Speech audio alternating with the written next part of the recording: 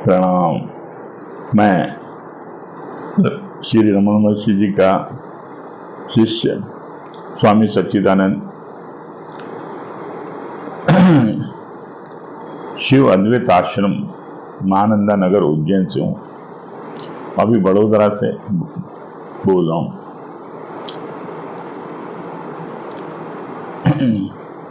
एक साधक ने पूछा है कि एक साधक की आंतरिक स्थिति कौन कौन सी होती है और वो साधक उसको कैसे पहचाने। अब चूंकि मैं अवेयरनेस का साधक रहा हूं, ज्ञान मार्ग का साधक रहा हूं, तो मैं उसी विषय में चर्चा करूंगा कि अवेयरनेस के ज्ञान मार्ग के साधक को साक्षी की साधना करने वाले के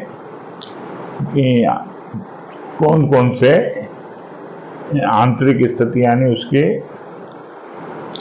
सोपान क्या क्या हैं, क्या क्या भूमिकाएं रहती हैं, एक के बाद एक कैसे ऊपर के। जैसे हम स्कूल में पढ़ते हैं nursery, KG, first, second, third, fourth, ऐसा होता है ना।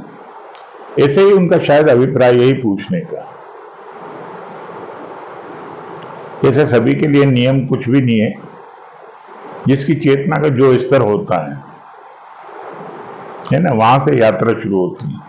जैसे रमण महर्षि को अपने आप आत्मज्ञान होगा 16 साल की उम्र में सेल्फ इंक्वायरी करने से, किसी को जन्मों लग जाते हैं, तो ऐसा कोई नियम नहीं। फिर भी हम एक आम व्यक्ति जब साधना शुरू करता है तो कौन सी भूमिका से शुरू करता है सबसे पहले, तो हम समझते हैं तो पहली भूमिका होती बहुत ही लोअर स्टेज से चले तो स्वाध्याय करना, श्रवण करना, मनन करना, पूजा पाठ करना, यहां से शुरू करते हैं सामान्य व्यक्ति।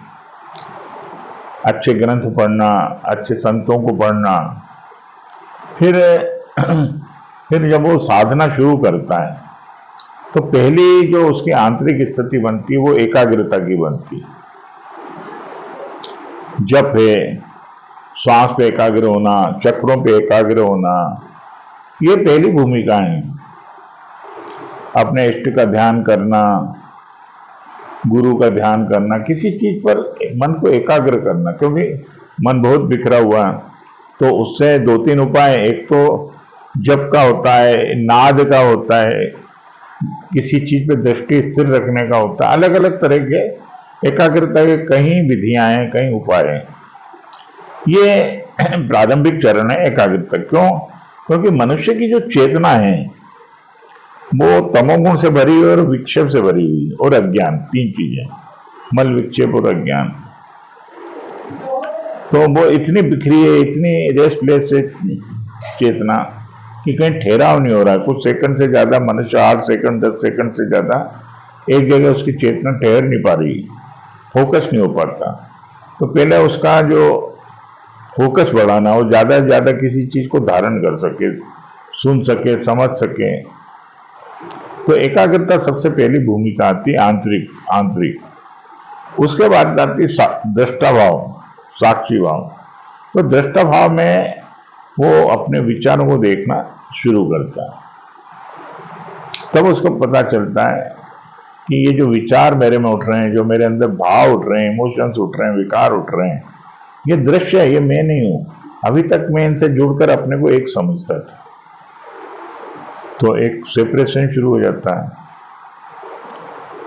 तो पहली भूमिका दृष्टा दृश्य विवेक की, दृश्य विवेक भी बोलते हैं, दृष्टा भाव बोलते हैं, साक्षी की साधना बोलते हैं, जो भी बोलते हैं। फिर इसमें जैसे जैसे हम गति करते हैं तो विचार शांत होना शुरू होते हैं, एक अंतराल आने लगता है।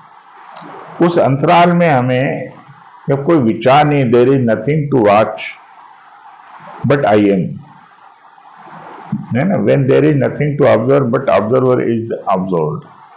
तो अब जब कोई विचार नहीं है, कोई दृश्य नहीं है, तो मात्र दृष्टा, दृश्य रहित दृष्टा रहता है ना। तो दृष्टा ही हमारे अवलोकन का विषय बन जाता है, वो दृष्टा ही हमें अनुभव होने लगता है। हमारे अंदर अपने होने का बोध प्रकट होने लगता है, उसकी उपस्थिति प्रकट होने लगती, महसूस होने लगती है। तो ये है सेल्फ इंक्वायरी, इसमें टिके रहना, इसमें टिके रहना, ये सेल्फ इंक्वायरी, आत्मान्वेषण, आत्मविचार।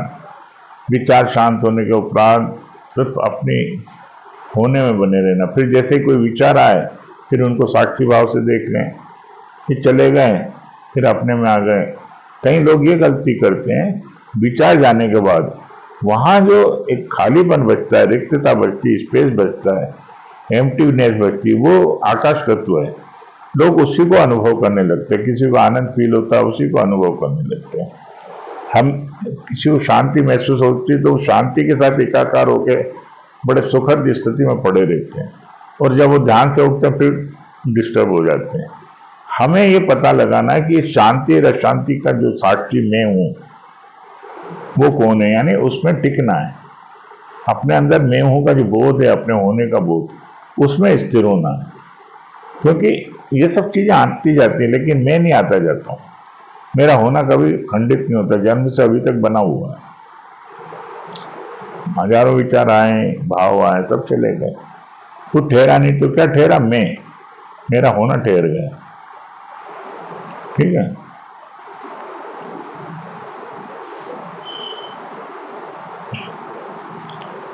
अब इसमें टिकते टिकते एक परिपक्वता आती है, और अंतिम विधि होती है फाइनल, वो होती है ऑल इंक्लूसिव अवेयरनेस की। उसमें दृष्टा और दृश्य का भेद भी खत्म हो जाता है। आप अपने आत्मस्वरूप में टिक जाते हैं। जो भी मन की वृत्तियां उठती वो आप में ही उठती हैं, आपसे पृथक नहीं होती। तो वृत्तियां तो आने जाने वाली होती है, लेकिन हमारा होना वो स्थिर है, वो शांत है, उसमें कोई हलचल ही नहीं हो रही है। तो हम एक ऐसी स्थिति में आ जाते हैं कि एक स्तर पे मन का कार्य भी चल रहा, दूसरे स्तर पे प्रशांत शांति है, एक गहन शांति है। जैसे हम समुद्र को देखें, उसकी लहरें हैं, तो लहरों में तो सक्रियता है, हलचल है, गति है, मूवमेंट है, लेकिन सागर तो शांत है। अब लहरों के कारण हम सागर को नहीं देख पाते हैं, क्योंकि हमारा जो फोकस ऑफ अटेंशन लहरों पे चला जाता है। तो जब हम सागर को देखना सीख जाएंगे तो हमें पता चलेगा सागर तो शांत है, लहरें उठ रही हैं, गिर रही हैं, उदय अस्त हो रही हैं, उससे सागर का कोई संबंध ही नहीं। तो सागर को देखने से लहरों का तो अनुभव होता ही है और सागर का भी होता है। लहरों को देखते हैं तो सागर का अनुभव नहीं होता, लहरों का होता है। तो अब हम एक ऐसी अवेयरनेस में आ गए जिसमें ये समझ में आता है कि सागर और लहर कोई दो चीजें नहीं है, विभाजित नहीं है। लहरें सागर का ही भाग हैं, अंश हैं, उनका एक रिलेशन समझ में आता है। और ये भी समझ में आता है सागर में कुछ हो ही नहीं रहा, हमारे स्वरूप में कुछ भी नहीं हो रहा है। तो दोनों के प्रति एक सजगता बनती है। ये धीरे धीरे मन इसमें रहते रहते मनोनाश हो जाता है, यानी मन अपनी सक्रियता खो देता है, क्योंकि बार बार उसको बैकग्राउंड से एक स्थिर आत्म तत्व की अनुभूति होती है। तो ये मन उसमें विलीन हो जाता है सदा सदा के लिए, वो आत्मज्ञान होता है। तो ये भूमिका है आंतरिक। तो साधक को चाहिए देखे वो अपनी स्थिति वो कहाँ पर अभी, और उससे आगे बढ़ने की कोशिश करना चाहिए। कहीं स्टेगनेंट होने की जरूरत नहीं कि एक ही जगह पड़े हुए हैं, जहाँ पड़े वहीं सड़े, ऐसा नहीं होना चाहिए। आगे बढ़ना, आगे क्या है उसको खोजना चाहिए। ऐसा करके मैं अपनी वाणी को विश्राम देता हूँ। धन्यवाद। मेरे इसको सब्सक्राइब करें, धन्यवाद, लाइक करें, शेयर करें, है ना। Thank you.